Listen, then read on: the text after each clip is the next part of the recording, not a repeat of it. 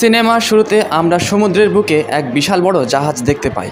জাহাজের মধ্যে আমরা একজন রাজকুমারকে দেখতে পাই। রাজকুমার সমুদ্র হতে কিছু অ্যান্টিক জিনিসপত্র সংগ্রহ করতে এসেছে। তবে জাহাজে উপস্থিত লোকেরা রাজকুমারকে বলে আজ রাতে জলপরীরা সমুদ্র হতে বেরিয়ে আসবে আর তারা তাদের শিকার করবে। তবে রাজকুমার অত্যন্ত হৃদয়বান একজন মানুষ, তাই সে জাহাজে উপস্থিত লোকেদের জলপরীদের শিকার করতে নিষেধ করে। এদিকে গভীর সমুদ্রের ভেতরে আমরা সমুদ্র রাজাকে দেখতে পাই। সমুদ্রের মধ্যে বসবাসকারী সমস্ত প্রাণীরা রাজার অধীনে থাকে। একদা রাজা তার সব জলপরী মেয়েদের সাথে বৈঠকে বসে। বৈঠকে তার ছোট মেয়ে অনুপস্থিত থাকায় রাজা তার দুধ কাকড়াকে মেয়ের সন্ধানে পাঠিয়ে দেয়। এদিকে আমরা সেই ছোট জলপরীকে দেখতে পাই যে অ্যান্টিক জিনিসপত্র খুবই পছন্দ করত।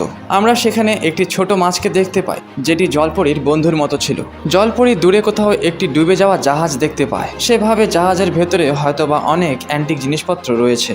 তবে ছোট জলপরী যখন জাহাজের ভেতরে প্রবেশ করে তার উপরে এক বিশাল বড় শার্ক আক্রমণ করে। ছোট জলপরী কোনো মতো সেই শার্কের হাত থেকে বেঁচে যায়। এদিকে সমুদ্র রাজার পাঠানো সেই রাজকাকড়া রাজকুমারীকে তার বাবার কাছে যেতে বলে। আমরা দেখতে পাই সমুদ্রের গভীরে অন্ধকারে থাকা এক ডাইনি ছোট জলপরীর উপর নজর রাখছে। আমরা জানতে পারি ছোট জলপরীটির নাম অ্যারিয়েল। অ্যারিয়েলকে তার বাবা জিজ্ঞাসা করে সে কোথায় গিয়েছিল। অ্যারিয়েল তার বাবাকে বলে সে জাহাজ হতে ফেলে দেওয়া মানুষের সব অ্যান্টিক জিনিস সংগ্রহ করছিল। অ্যারিয়েলের এই কথা শোনার পর তার বাবা প্রচণ্ড রেগে যায়, কারণ অ্যারিয়েলের বাবা মানব জাতিকে দেখতে পারত না। সমুদ্র রাজার স্ত্রীর মৃত্যুর পেছনে মানব জাতিরই হাত ছিল, তাই সে তার মেয়েকে মানব জাতি ও তাদের জিনিসপত্র থেকে দূরে থাকার নির্দেশ দেয়। সমুদ্র রাজা ভালোভাবেই জানতো যে তার মেয়ে তার কথা শুনবে না, তাই সে তার দুধ কাকড়াকে তার মেয়ের খোঁজ খবর নেওয়ার জন্য যেতে বলে। এদিকে অ্যারিয়েল দেখতে পায় সমুদ্রের উপরে অদ্ভুত এক শব্দের উৎপত্তি হচ্ছে। সে সমুদ্রের উপরে গিয়ে দেখতে পায় একটি বিশাল বড় জাহাজের মধ্যে থাকা লোকেরা আতশবাজি করছে। অ্যারিয়েল জাহাজের মধ্যে এক রাজকুমারকে দেখতে পায়। রাজকুমার জাহাজে উপস্থিত সবার সাথে অত্যন্ত নম্র ও ভদ্র আচরণ করছিল, যেটি দেখার পর ছোট জলপরী রাজকুমারকে পছন্দ করে ফেলে। আমরা দেখতে পাই হঠাৎ সমুদ্রের আকাশে এক ভয়ানক ঝড়ের সৃষ্টি হয়। ঝড় থেকে বাঁচার জন্য সবাই নৌকায় করে জাহাজ থেকে পালিয়ে যায়। জাহাজের মধ্যে আগুন লেগে যায়। রাজকুমার যখন পালাবার চেষ্টা করে সে দেখতে পায় তার একটি কুকুর আগুনের কারণে আটকা পড়ে আছে। সে কুকুরটিকে বাঁচাতে যাবে, ঠিক সেই মুহূর্তে পানির এক বিশাল জোয়ার রাজকুমারকে সমুদ্রের তলদেশে ডুবিয়ে নিয়ে চলে যায়। তবে ছোট সেই জলপরী সেখানে উপস্থিত ছিল। সে রাজকুমারকে ডুবে যেতে দেখে তাকে উদ্ধার করে। ছোট সেই জলপরী রাজকুমারকে সমুদ্রের পাড়ে নিরাপদ স্থানে নিয়ে আসে। জলপরী এই প্রথম কোনো মানব প্রজাতিকে স্পর্শ করেছে। সে রাজকুমারের জ্ঞান ফেরানোর চেষ্টা করে। তবে ঠিক সেই মুহূর্তে সেখানে রাজ্যের সেনারা চলে আসে। তারা রাজকুমারের সন্ধান পায় ও তাকে সেখান থেকে নিয়ে চলে যায়। রাজকুমার সেই ছোট জলপরীকে সম্পূর্ণরূপে দেখেনি, তবে সে এতটুকু বুঝতে পেরেছে যে তাকে একজন নারী বাঁচিয়েছে। আমরা দেখতে পাই এই দৃশ্য সমুদ্রের গভীরে থাকা সেই ডাইনি দেখছে। এদিকে আমরা দেখতে পাই ছোট জলপরী রাজকুমারকে ভালোবেসে ফেলেছে। ছোট জলপরী অপেক্ষা করতে শুরু করে যে কবে রাজকুমার আবার জাহাজে করে আসবে। এদিকে রাজকুমারও সেই মেয়ের খোঁজ করতে করতে দিশেহারা হয়ে গিয়েছে। রাজকুমার মনে মনে বিশ্বাস করতে শুরু করে এটি অবশ্যই কোনো জলপরীর কাজ, তাই সে প্রতিদিন জাহাজে করে জলপরীর খোঁজে বেরিয়ে পড়ে। এইদিকে জলপরীর ব্যাপারে তার বাবা সমস্ত কিছু জানতে পারে যে তার মেয়ে একজন মানুষকে ভালোবেসে ফেলেছে। সে প্রচণ্ড রেগে যায় ও অ্যারিয়েলের সমস্ত অ্যান্টিক জিনিসপত্র ভাঙতে শুরু করে। অ্যারিয়েল তার বাবাকে থামাবার চেষ্টা করলেও সে তার বাবাকে থামাতে পারে না। অ্যারিয়েল মনের মধ্যে প্রচণ্ড কষ্ট পায়। ঠিক সেই মুহূর্তে সেখানে সেই ডাইনি আয়নার মধ্যে চলে আসে। ডাইনি অ্যারিয়েলকে বলে সে সম্পর্কে তার আন্টি হবে। সমুদ্রের সকলেই তাকে সি উইচ নামে চিনে থাকে। অ্যারিয়েলের সাহায্যের প্রয়োজন হলে সে অনায়াসে তার কাছে যেতে পারে। আমরা দেখতে পাই অ্যারিয়েল সেই ডাইনির কাছে পৌঁছে যায়। ডাইনি ছোট জলপরীকে বলে সে ভালোভাবেই জানে যে সে কি চায়।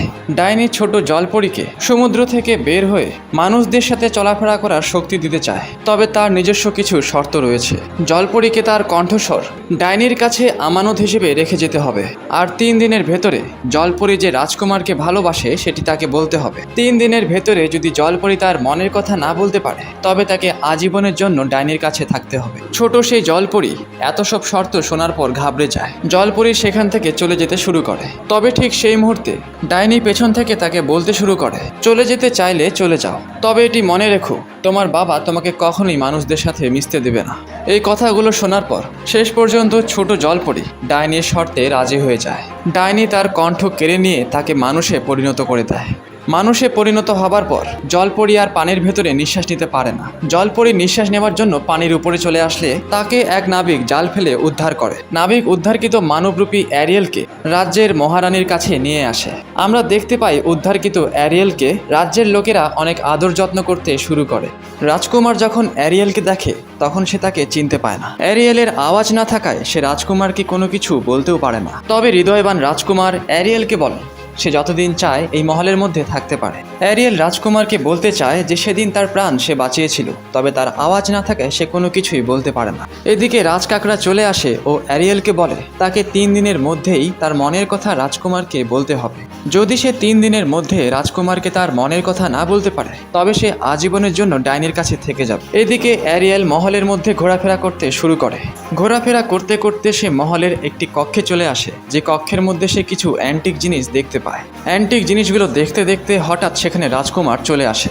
এরপরে রাজকুমার তার অ্যান্টিক জিনিসপত্র অ্যারিয়েলকে ভালোভাবে দেখাতে শুরু করে। রাজকুমার অ্যারিয়েলকে ম্যাপের সাহায্যে বিশ্বের বিভিন্ন দেশ সম্পর্কে জানায়। তাদের দুইজনের মধ্যে বন্ধুত্বপূর্ণ সম্পর্ক সৃষ্টি হয়ে যায়। ঠিক তখনই সেখানে একজন লোক এসে রাজকুমারকে বলে তারা কি এখনও সেই মেয়ের সন্ধান করবে যে মেয়ে রাজকুমারকে প্রাণে বাঁচিয়েছিল।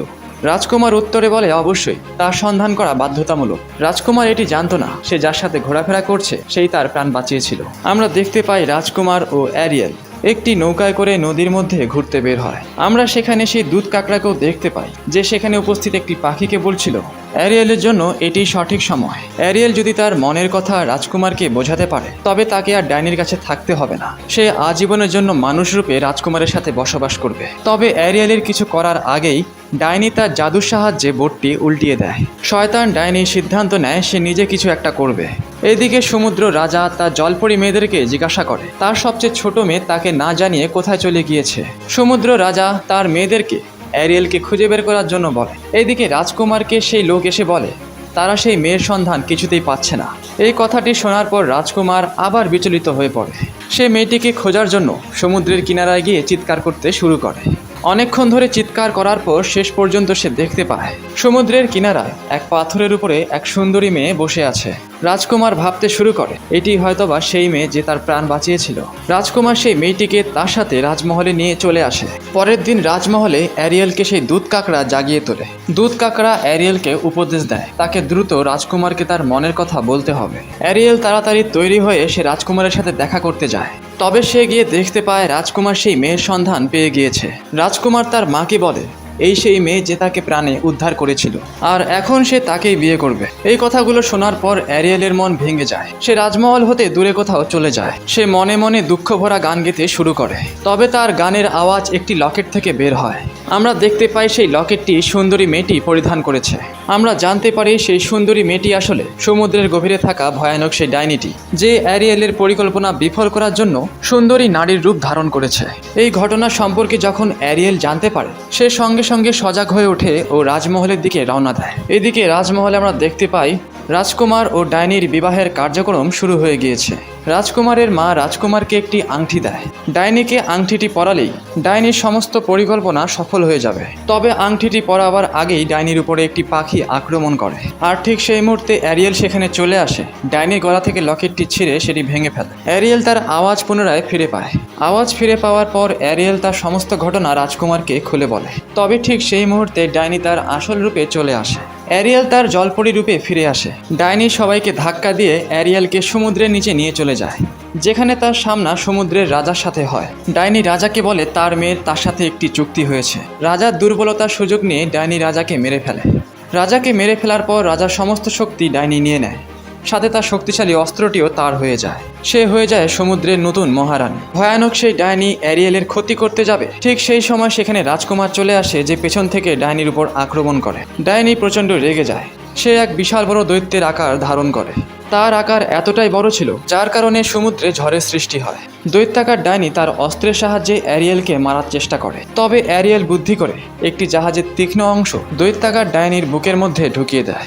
ডাইনি শেষ পর্যন্ত সমুদ্রে ডুবে মারা যায়। ডাইনির মৃত্যুর পর রাজা পুনরায় জীবিত হয়ে ওঠে। অ্যারিয়েল তাকে তার অস্ত্রটি ফেরত দেয়। সমুদ্রের রাজা পুনরায় শক্তিশালী হয়ে ওঠে। এইদিকে রাজকুমার পুনরায় সমুদ্রের গভীরে অ্যারিয়েলকে নিয়ে আসার জন্য যেতে চায়। তবে তার মা তাকে বোঝাবার চেষ্টা করে জলপরি ও মানুষের জীবনযাত্রা একদমই আলাদা। অ্যারিয়েল কখনোই এখানে বেঁচে থাকতে পারবে না। রাজকুমার অত্যন্ত নিরাশ হয়ে পড়ে।